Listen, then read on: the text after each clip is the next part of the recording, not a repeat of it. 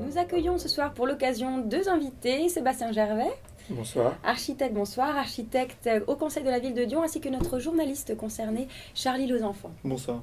Bonsoir. Alors nous allons parler de la question de l'artisan, ainsi que sa place sur le chantier contemporain au jour d'aujourd'hui. Avez-vous un premier avis sur la question? Oui, effectivement. Alors je pense qu'il faut déjà démystifier cette notion d'artisan qui est très vague aujourd'hui, car quelle est la vision de nos auditeurs sur l'artisan? C'est une vision médiévale, c'est une vision d'une tradition séculaire, tradition constructive qui appartient aux aristocrates du 19e siècle romantique. Et finalement, aux yeux de la loi, qu'est-ce que ça voudrait dire? Alors au niveau de la loi, c'est beaucoup plus clair. On est sur un format d'entreprise, donc moins d'une dizaine de salariés, et des activités qui tournent effectivement autour de la conception et de la production d'éléments qui peuvent avoir un lien avec Je vais vous couper tout de suite. Là, vous enfoncez les portes ouvertes en début d'émission. Ça ne répond pas à la première question qu'on vous a posée. Pourquoi y a-t-il moins d'artisans aujourd'hui dans le monde du bâtiment? Mais répondez. J'y viens et je vous donne la réponse. Venez-y. C'est la question des spécialisations. Les spécialisations, oui. Les ouvriers sont ou peu importe quel métier, quelle profession, est spécialisé. Mais la spécialisation, c'est pas une affaire d'aujourd'hui. La recherche de rentabilité, la recherche de rapidité, c'est de toutes les époques. Oui, alors après, là, ce sont des amalgames. Je pense qu'il faut éviter. Non, il n'y a pas d'amalgame. C'est un fait historique. Il faut quoi?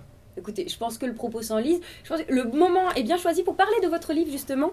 Sorti aux éditions Gallimard en ce début d'année 2015, L'artisan aujourd'hui, quel avenir? Alors, nous allons parler notamment du propos de votre confrère, je crois, qui nous parle de la valeur. Oui, effectivement. Donc, donner de la valeur au travail que l'on fait, c'est donner de la valeur à la personne en question, non une valeur humaine. Mais la valeur humaine, elle est remise en question aujourd'hui, notamment par l'expérience qu'ont les architectes en agence, qui constatent que sur les chantiers, la plupart des artisans cherchent au contraire à se déresponsabiliser et appauvrissent eux-mêmes leur travail pour s'émanciper des responsabilités qu'on voudrait leur donner, alors même que leur bagage de formation le leur permettrait.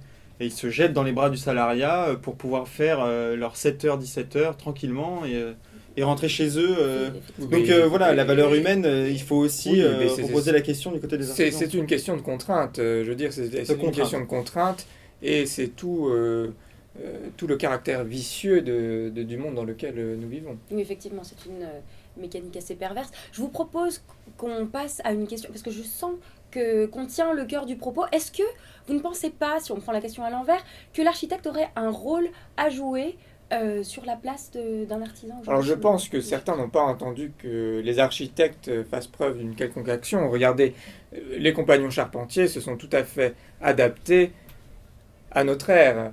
Ils ont effectivement intégré les questions de standardisation notamment. Ils se sont adaptés. Effectivement. Et je crois que vous faites écho notamment à Lucien Lecrane, responsable de l'Institut des métiers de la charpente et de la construction bois, dont on va écouter l'avis maintenant sur un extrait audio. Et nous, quand on pense compagnon, on pense cathédrale, on pense ces choses-là. Effectivement, après, quand tu as une arrivée d'industrialisation, tu as cette problématique-là qui se pose pour tout le monde. Et nous, on va y jouer pleinement en plus dans ces années-là. On sait dimensionner, il y a une vraie cohérence avec l'ingénierie. Le chef de chantier d'Eiffel, c'est un compagnon charpentier.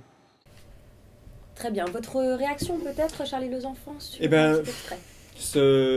Lucien Lecrane nous la baille belle. C'est-à-dire que, effectivement, les compagnons charpentiers ont su s'adapter. Effectivement, ils ont su prendre leur place dans l'exercice de conception du projet. Mais c'est parce qu'ils en avaient les moyens, parce qu'ils avaient le bagage qui leur permettait. Mais pour ceux qui n'ont pas eu la chance d'appartenir à cette élite du bâtiment, que sont les compagnons charpentiers, il n'en est pas de même, et ils sont très exposés sur le monde du travail, justement à l'extrême spécialisation des tâches et à devenir des ouvriers poseurs. Donc il s'agirait là d'une notion de compétence, Absolument. vous pensez? Très bien. Et d'exploiter ces compétences au mieux pour en tirer un travail de qualité, je pourrais dire, optimal. Oui, et surtout que l'architecte lui-même, s'il veut aider à valoriser le travail de ces artisans, doit lui-même se former à leur travail pour être capable de reconnaître la valeur de leur travail. Et Ouais. ainsi de les inciter à s'appliquer, à prendre à bras le corps.